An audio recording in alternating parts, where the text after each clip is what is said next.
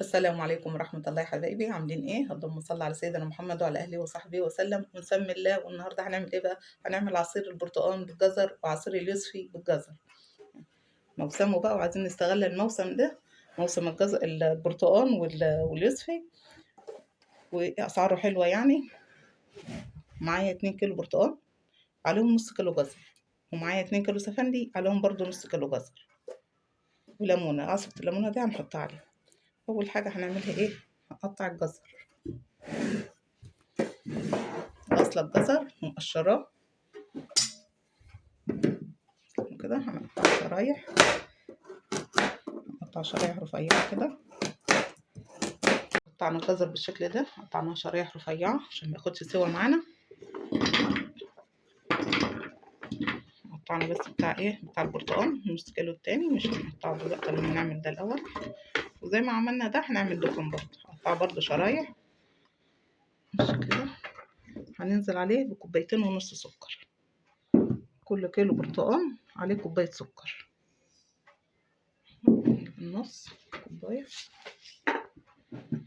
هتفرض السكر ياما لا، عشان احنا عايزين عصير مركز.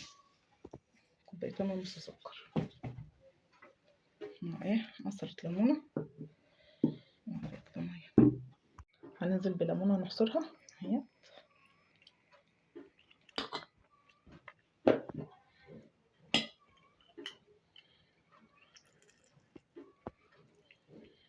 بالشكل ده.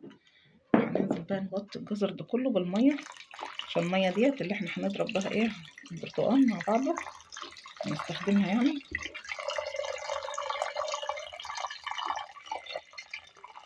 بس كده هنقلبه ونرفع دولت على النار يستوى سوا كامل، سوا كامل كده. عايزين يستوي خالص، يستوي خالص كده. قطعنا برضو نص كيلو بتاع اليوسفي، هو نص كيلو الجزر قطعناه شرايح رفيعة بالشكل ده. وحطينا دكن على النار استوى سوا كامل. زي برضو هنحط برضو كوبايتين ونص سكر بالشكل ده اهوت، وادي النص زي ما عملنا الاولاني. هنعمل ده برضو، نغطي برضو بالمية ديت، وهنحصر برضو عليه ليمونة بحالها بالشكل ده.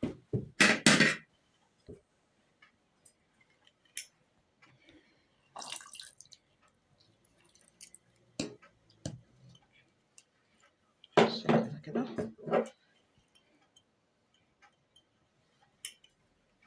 ادي الفلقة التانية اهي. نقلب دولت ونرفعهم على النار يستوى سوا كامل.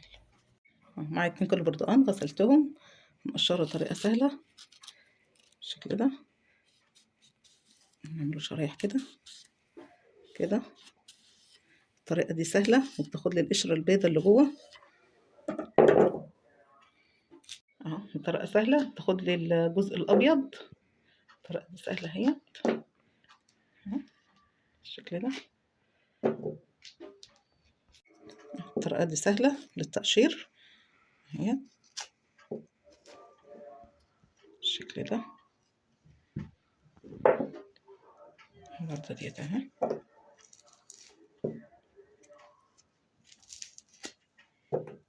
هقشره كله بالشكل ده اهو. قشرنا البرتقال وقشرنا اليوسف اهوت. هنخرطه بقى، هنقطعه يعني تقطيعة كده. تقطيعة انت عايزاها، بس انا بحب التقطيعة ديت، تقطع كده شكلها حلو. قطع شرايح كده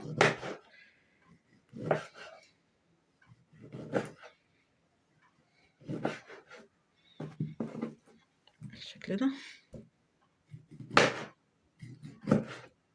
عايزة تعملي برتقال بلدي اعملي، انا بحب البصرة في العصاير، لو موجود بلدي اللي يريحك يعني.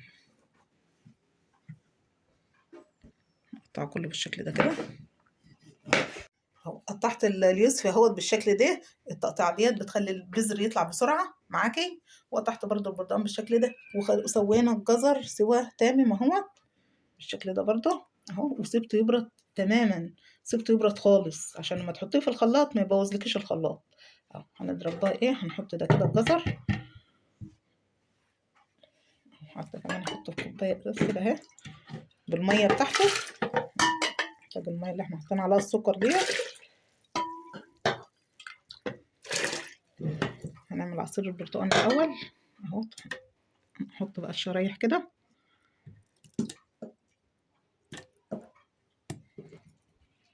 نشغل عليهم الخلاط.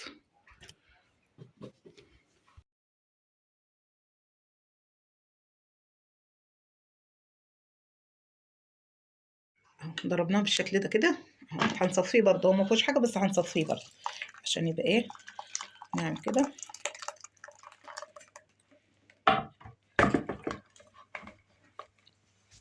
نثبت كده عشان ايه منحطش ايدينا.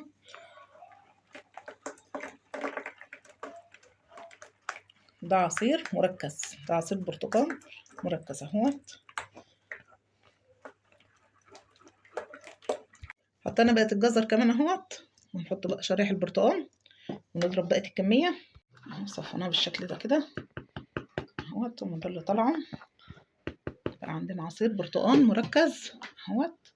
نعمل برضو السفند بالشكل ده برضو، اليوسف برضو اهو، هنعمله برضو بالشكل ده.